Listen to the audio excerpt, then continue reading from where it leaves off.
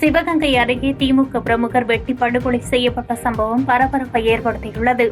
சிவகங்கை அருகே திமுக மாவட்ட விளையாட்டு மேம்பாட்டு அணியின் துணை அமைப்பாளர் பிரவீன்குமார் என்பவரை 3 பேர் கொண்ட வருவனவர்கள் வெட்டி படுகொலை செய்தனர். இது தொடர்பாக போலீசார் தீவிர விசாரணையில் ஈடுபட்டு குற்றச் செயலில் ஈடுபட்ட மூவரையும் அதிரடியாக கைது செய்தனர். கைதான மூவரும் போலீசாரின் பிடியிலிருந்து தப்பித்து ஓட முயன்ற நிலையில் தவறி கீழே விழுந்ததில் மூவருக்கும் காலில் எலும்பு முறிவு ஏற்பட்டு மருத்துவமனையில் சிகிச்சை பெற்று வருகின்றனர். பெண்ணை தாக்கியதாக ஒருவர் மீது வழக்கு பதிவு செய்யப்பட்டதாகவும் இதற்கு தூண்டுதலாக செயல்பட்டதாக பிரவீனை வெட்டி கொலை செய்ததும் முதற்கட்ட விசாரணையில் தெரியவந்துள்ளது. இதுக்கு முன்ன கை கால் வெட்டு, திருட்டு, கொல்ல அத்தனையும் பண்ணிருக்காங்க. அவங்களுக்கு தான் இது சப்போர்ட்டா இருக்கு. நான் ஒரு சிலர் ஓப்பனா அந்த பேட்டியில சொல்ல முடியாது.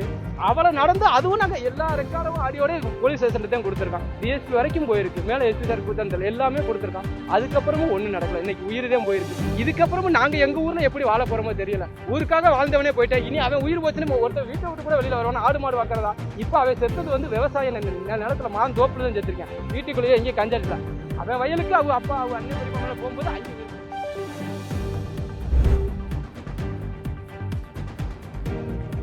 குமரியில் கோயில் திருவிழாவில் ஏற்பட்ட தகராறில் 11ஆம் வகுப்பு படிக்கும் மாணவன் குத்தி கொலை செய்யப்பட்ட சம்பவத்தில் ஆட்டோ ஓட்டுநர் கைது செய்யப்பட்டுள்ளார். கன்னியாகுமரி அருகே உள்ள மாதவபுரம் பகுதியைச் சார்ந்த கண்ணன் என்பவரது மகன் விஷ்ணு பரத். இவர் 11ஆம் வகுப்பு தேர்வு எழுதியுள்ளார். இந்நிலையில் அருகில் உள்ள கோயில் திருவிழாவிற்கு சென்ற விஷ்ணு பரத்திடம் ஆட்டோ ஓட்டுநர் சந்துரு என்பவர் மதுபோதையில் மீன் பம்பு இழுத்து கூர்மையான இரும்பு கம்பியை கொண்டு குத்தியுள்ளார். இதில் படுகாயமடைந்த சிறுவன் விஷ்ணு பரத் சம்பவ இடத்திலேயே உயிரிழந்ததாக கூறப்படுகிறது. தகவல் அறிந்து அங்கு சென்ற போலீசார் சிறுவன் உடலை கைப்பற்றினர். மேலும் கொலை செய்துவிட்டு தலைமறைவான ஆட்டோ ஓட்டுநர் சந்துருவை கைது செய்தனர்.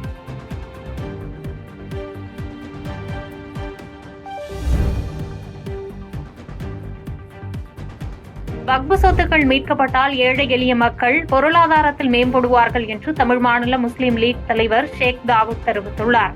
மதுரையில் செய்தியாளர்களை சந்தித்த அவர் வக்பு திருத்த சட்டத்தை ஆதரிப்பது ஏன் என்று விளக்கம் அளித்தார். அப்போது பேசிய அவர் வக்பு சொத்தை காங்கிரஸ் அதன் கூட்டணி கட்சிகள் கொள்ளையடித்து வைத்துள்ளதால் தான் மத்திய அரசு கொண்டு வந்த வக்பு திருத்த சட்டத்திற்கு எதிர்ப்பு தெரிவிக்கின்றனர் என்று சாடினார். இந்தியாவில் மட்டும் 39 லட்சம் ஏக்கர் பரப்பளவிலான வக்பு சொத்துக்கள் உள்ளதாகவும் வக்பு சொத்தை அனுபவித்து வருபவர்களே இந்த திருத்த சட்டத்தை எதிர்க்கிறார்கள் என தெரிவித்தார். வக்பு சட்டத்திற்கு ஆதரவாக வக்புவார் உம்மத்து என இணையதளத்தில் பதிவு செய்து தங்களின் ஆதரவை ட்ரெண்டிங் செய்ய உள்ளதாக தெரிவித்த அவர் வக்பு திருத்த சட்டம் அமலுக்கு வந்தால் வக்பு சொத்துக்கள் மீட்கப்பட்டு ஏழை எளிய மக்கள் பயனடைவார்கள், பொருளாதார ரீதியாக மேம்படுவார்கள் என கூறினார்.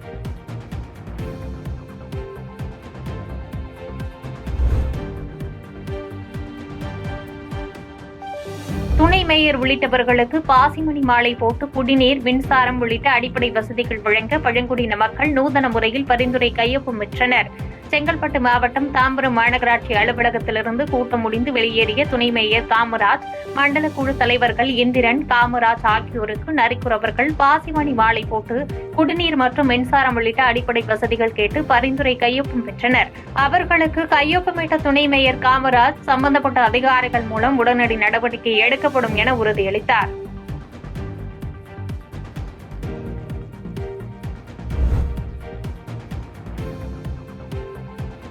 காதலியை 2வது திருமணம் செய்த காதலன் தற்கொலை செய்து கொண்ட சம்பவம் பரபரப்பை ஏற்படுத்தியுள்ளது. சேலம் மாவட்டம் ஓமலூரை அடுத்த தெசவிளக்கு எலம கவுண்டனூரை சேர்ந்த தங்கராஜ் என்பவர் அதே ஊரை சேர்ந்த பெண்ணை காதலித்து வந்துள்ளார். இதற்கிடையில் தங்கராஜ் வீட்டார் அவருக்கு வேறு ஒரு பெண்ணை திருமணம் செய்து வைத்ததாக தெரிகிறது. இந்நிலையில் தங்கராஜ் அதே ஊரை சேர்ந்த பெண்ணுடன் பழகியதை அறிந்த மனைவி கடந்த 2 மாதத்திற்கு முன்பு கோபித்துக் கொண்டு தாய் வீட்டிற்கு சென்றுள்ளார். இந்நிலையில் தங்கராஜ் கடந்த 22ஆம் தேதி தான் காதலித்த பெண்ணை அழைத்துக் கொண்டு வீட்டை விட்டு வெளியேறியுள்ளார். இதை அறிந்த காதலியின் பெற்றோர் தனது மகளை காணவில்லை என்று புகார் அளித்ததன் பேரில் தாரமங்கலம் போலீசார் இருவரையும் கண்டுபிடித்து வந்து காவல் நிலையத்தில் பேச்சுவார்த்தை நடத்தினர். அப்போது தங்கராஜ் காதலித்த பெண் தனது பெற்றோருடன் சென்று விடுவதாக கூறி சென்றுள்ளார். இதனால் மன உளைச்சலில் இருந்து வந்த தங்கராஜ் வீட்டில் தூக்கிட்டு தற்கொலை செய்து கொண்டார். தகவல் அறிந்து அங்கு சென்ற போலீசார் உடலை கைப்பற்றியதோடு சம்பவம் தொடர்பாக தீவிர விசாரணை நடத்தி வருகின்றனர்.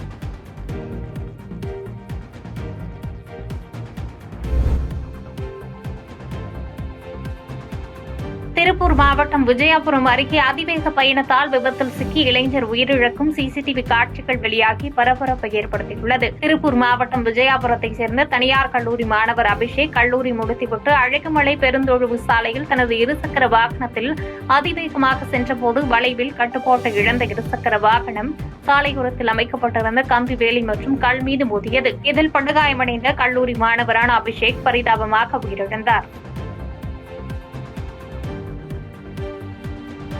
செய்திகளை உடனுக்குடன் தெரிந்து கொள்ள கீழ்க்கண்ட கேபிள் மற்றும் டிடிஎச் நெட்வொர்க்குகளில் எம்நாடு செய்தி தொலைக்காட்சியை காணுங்கள். பாதகம் செய்பவரை கண்டால் நாம் பயம் கொள்ளலாகாது பாப்பா. மோதி மிதித்துவிடு பாப்பா, அவர் முகத்தில் உமிழ்ந்துவிடு பாப்பா. அண்மை செய்திகளை உடனுக்குடன் தெரிந்து கொள்ள இணைந்திருங்கள் எம்நாடு தொலைக்காட்சியுடன்.